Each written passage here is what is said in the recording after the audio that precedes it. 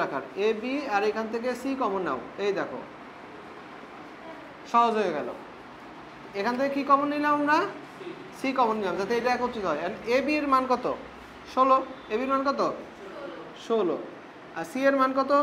5। আর এ plus B এর মান কত? সহজ হয়ে গেল। যদি আমরা এই টেকনিক অবলম্বন না করি, এটার ক্যালকুলেশন অনেক বড় হবে। হ্যাঁ, তাহলে কত হচ্ছে? 16 মাইনাস 20 সমান -4। এখন এই মানগুলো কোথায় বসাবো? 1 নঙে। তার নির্ণয় সমীকরণ x³ minus a plus b plus c মান কত?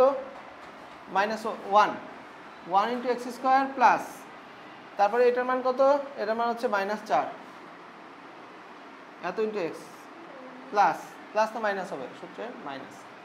আর এটার মান কত? 80 দিয়ে আছে। তাহলে সমীকরণটাকে একটু সুন্দর করে দেই, অ্যান্সার শেষ।